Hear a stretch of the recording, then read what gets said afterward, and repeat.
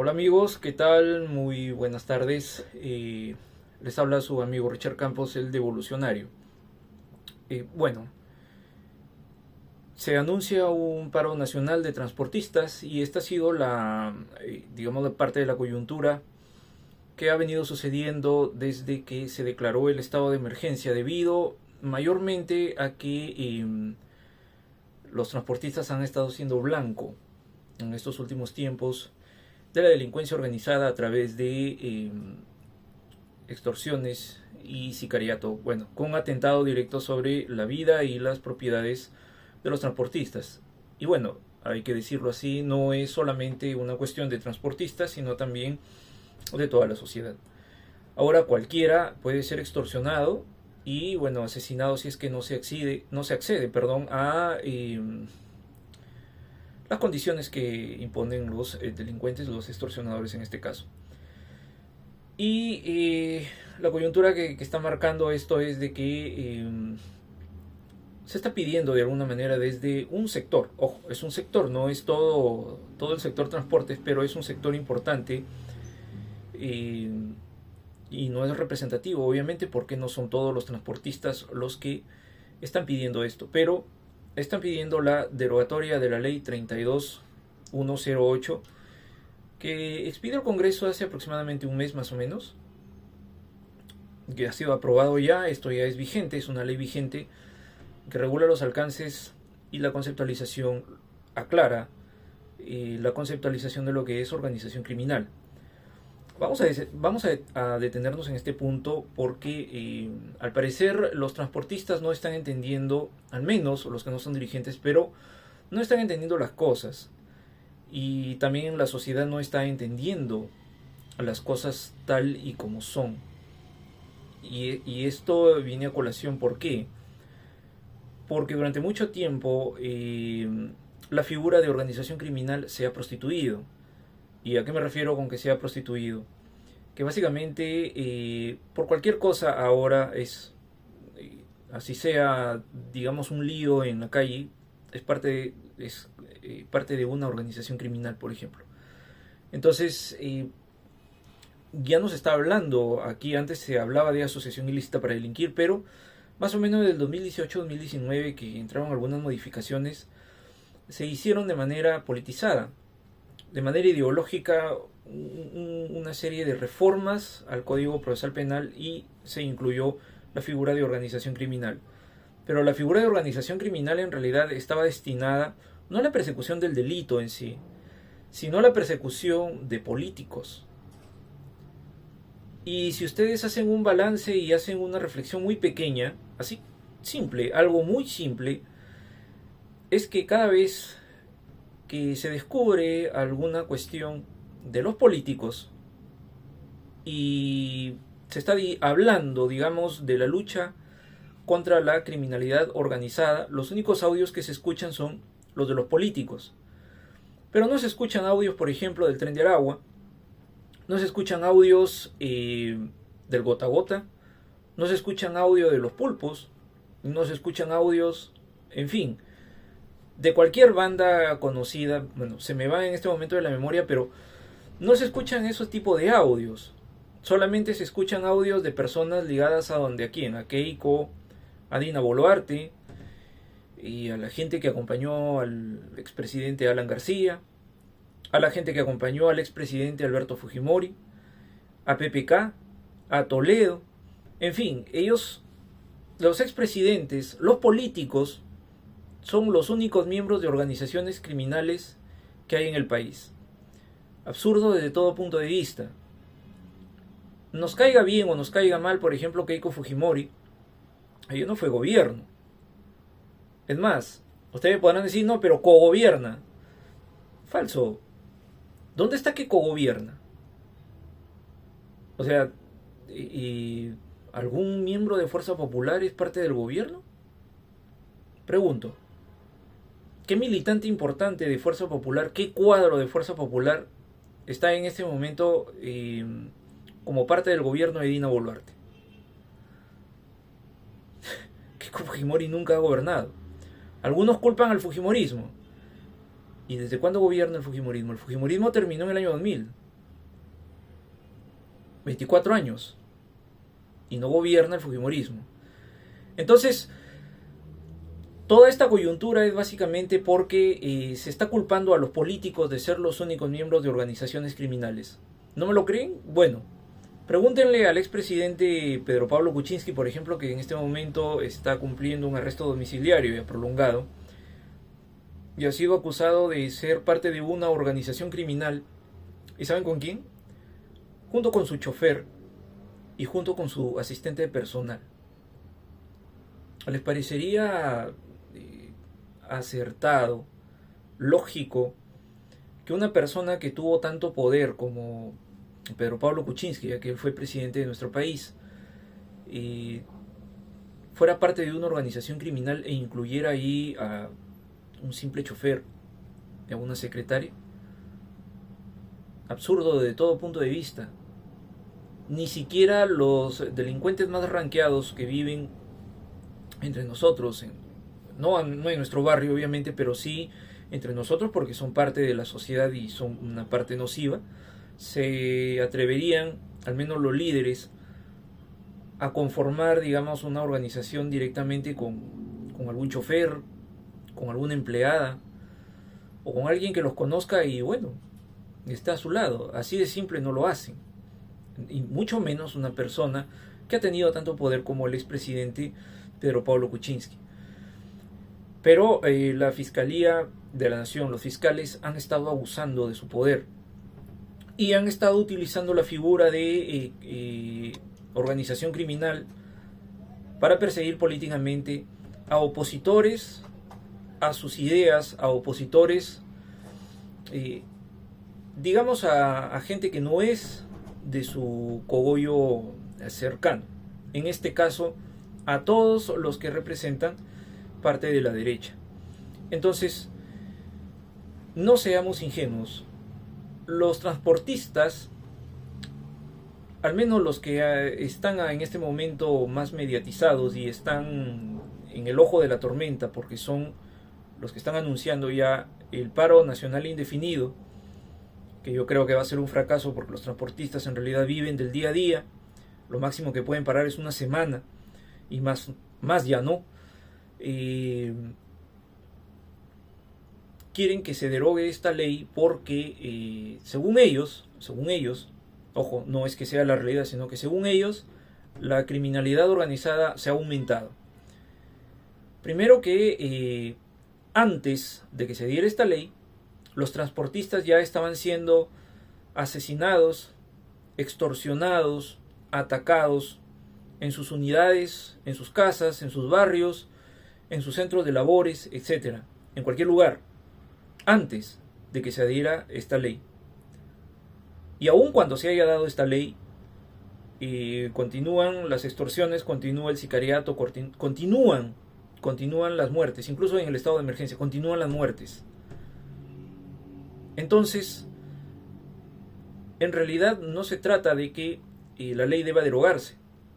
Y tampoco se trata de que por esta ley las organizaciones criminales han aumentado su actuar delictivo. Eso no es así. La realidad es que la caviarada que está detrás de todo esto, la izquierda que está detrás de todo esto, no quiere que se deroguen o que se toque la parte central de lo que es criminalidad organizada. Es decir, la conceptualización de lo que es la criminalidad organizada. ¿Por qué? Porque ellos quieren seguirla utilizando a su antojo. Quieren seguir persiguiendo políticamente a sus adversarios. Nada más. A ellos no les interesa, y esto se lo digo a los transportistas, se lo digo a las amas de casa, se lo digo a los comerciantes, a los profesores, incluso a los empresarios. Ha salido un comunicado de Comex que está pidiendo que se derogue esta ley. ¿Bajo qué criterio? A ellos esa ley no les está afectando en nada. Ellos dicen que no, que bueno, no se puede allanar. ¿Cómo que no se puede allanar? Se están llevando a cabo allanamientos. La ley es perfectible, no es una Biblia, no está escrita en piedra. La ley es perfectible, se puede hacer modificaciones. Que pidan modificaciones a la ley, bueno, es aceptable. Pero una derogatoria, eso es imposible. Ahora, esta ley les favorece ampliamente porque en el futuro ningún fiscal miserable como José Domingo Pérez o como Rafael Barba van a tildarlos a ustedes por lo menos de organizaciones criminales, solo por quítame esta paja. Entonces, lo que deberían pedir es la modificación.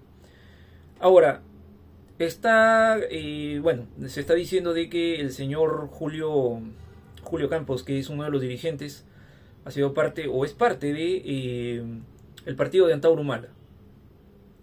Luego dicen que otro también de los dirigentes ahí que está está protestando, pidiendo la derogatoria de esta ley, ha sido parte del partido de Verónica Mendoza. Y estos señores dicen que no, que bueno, que su lucha no es política, pero están pidiendo el cierre del Congreso, luego han pedido la derogatoria de esta ley y luego ahora ya piden el adelanto de elecciones. Transportistas, comerciantes, empresarios, profesores, amas de casa, en fin, compatriotas de a pie. Díganme ustedes cómo el adelanto de elecciones va a solucionar, sí, díganme cómo va a solucionar el adelanto de elecciones el problema del sicariato y de las extorsiones en este país. Solamente quiero que me digan una sola cosa de cómo podría el adelanto de elecciones solucionar este gravísimo problema. No va a pasar eso, señores. Piensen bien en las cosas.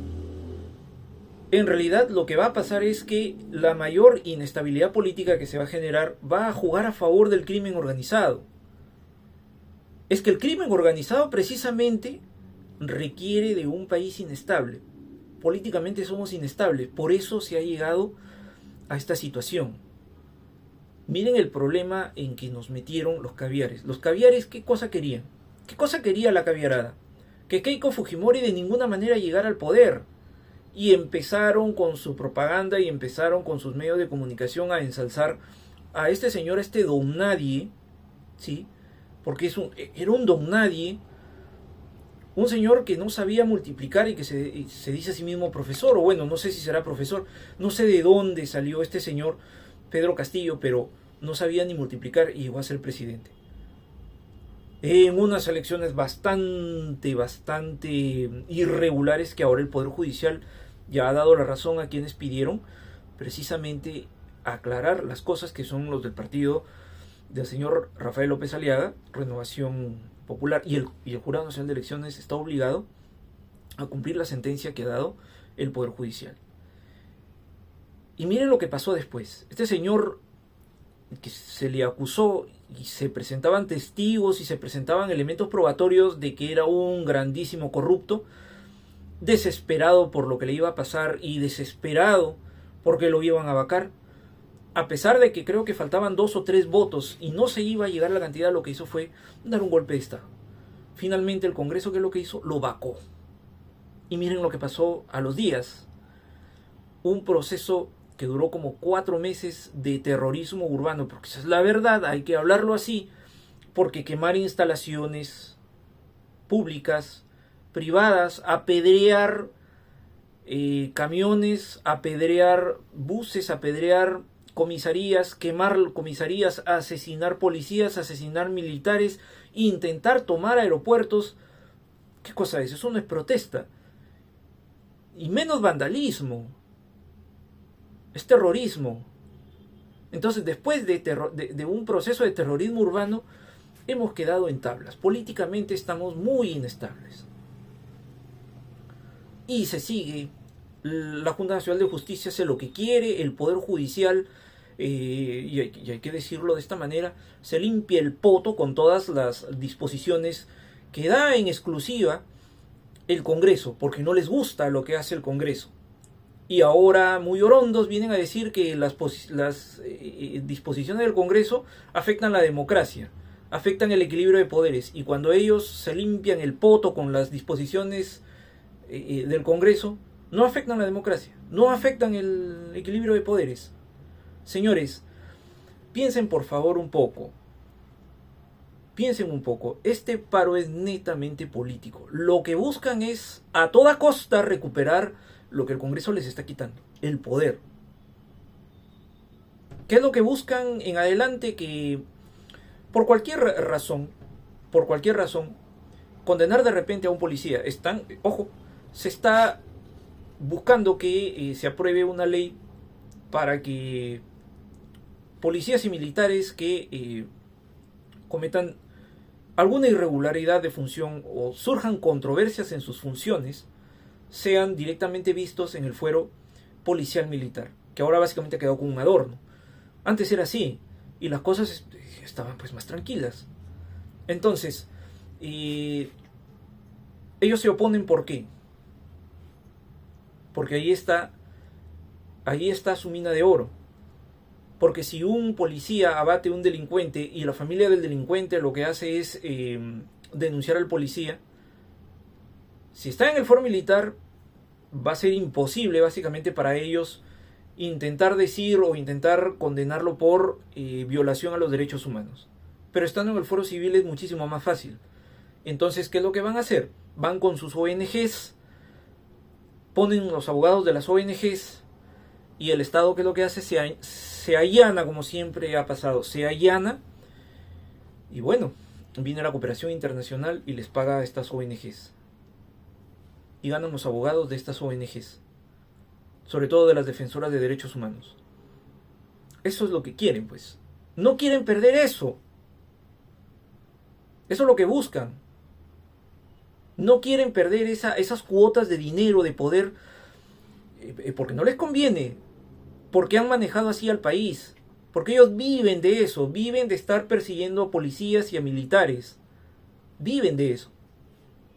Entonces, por favor, señores transportistas, amas de casa, profesores, universitarios, piensen un poco, analicen un poco. No es cuestión de repetir como loro lo que dice la prensa. La prensa es idiota. ¿Sí? Tenemos una de las prensas más abyectas del mundo y también una de las más idiotas, porque esa es la verdad. ¿O ustedes qué creen que Mónica Delta y todos esos sonsos que están en la televisión o Nicolás Lúcar tienen un gran intelecto? Por favor, señores. Más intelecto tienen ustedes, los chicos de la universidad, que estos tipos que llevan años, más de 40 años en la televisión y no cambian. Ellos están ahí dando vueltas, autorreciclándose en numerosas ideas, en numerosos gobiernos. Se lo digo yo los he visto cuando era niño. Yo veía a Mónica Delta en Panamericana, la he visto en Frecuencia Latina y en otros lugares. Nicolás Lúcar igual, ha estado en América, ahora está en Exitosa. En fin, todas estas personas, toda esta prensa es estúpida. Y lo que hace es pues empezar a decir de que el Congreso tiene la culpa de los males del país. Cuando esto tiene larga data. Cuando esto es, por ejemplo, la seguridad no es culpa del Congreso. La seguridad es culpa de quién. ¿O de quién es la responsabilidad de mantener la seguridad en nuestro país? Del gobierno. ¿Quién suelta a los delincuentes que son capturados en flagrancia? ¿No es la Fiscalía? ¿No es el Poder Judicial? Hace poco el Poder Judicial había liberado a un extorsionador que había sido condenado a más de 30 años. Ya lo liberó. Creo que no pasó ni 2 meses en la cárcel, pero ya lo liberó. ¿El Congreso tiene la culpa de eso? No, pues señores, no tiene la culpa. Es cuestión nada más de reflexionar, de analizar, de pensar. Pónganse a pensar antes de estar culpando al Congreso, que nos guste o no, es una institución necesaria en nuestro país. Y si no les gustan los congresistas, señores, voten bien la próxima vez. Tienen que votar bien. No voten por el primer pelafustán que les dice yo les voy a dar trabajo a todos los barrios o a todo mi barrio. Eso no es así. El Congreso no es una agencia de empleos. Piensen un poco antes de creer esas tonterías. O yo voy a hacer tales y cuales obras. El parlamentario, el futuro senador, diputado, no puede hacer obras públicas. Quienes hacen obras públicas son gobernadores regionales, alcaldes, ministros y el propio presidente de la República. Pero ni fiscales, ni jueces, ni congresistas pueden hacer obras públicas. Entonces, piensen bien antes de votar la próxima vez. Este 2026 tienen esta gran oportunidad. Y por favor, lean bien esta ley. Esta ley es de reciente data, es decir, hace más o menos un mes que se ha aprobado. Hace un mes. Un mes. Y las extorsiones a transportistas ya vienen desde muchísimo tiempo atrás. Es más, las extorsiones a todos llevan años en este país.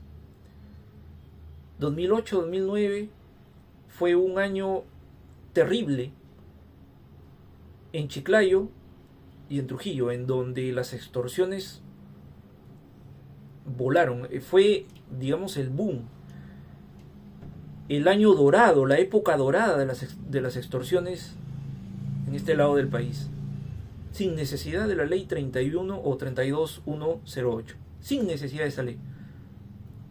Ahora se ha dado esta ley es para aclarar algunos conceptos que deberían estar ya entendidos. Pero la caviarada lo que busca es de que no se modifique esto. ¿Por qué? Porque ellos pierden poder. Entonces, aquí, señores, hay muchísimo pan que rebanar. Aquí hay mucho que analizar, pero eso sí, con mucha conciencia. Porque no es correcto, señores, que estemos pidiendo o que se esté pidiendo la derogatoria de una ley que es reciente por cuestiones que ya vienen desde hace muchísimo tiempo.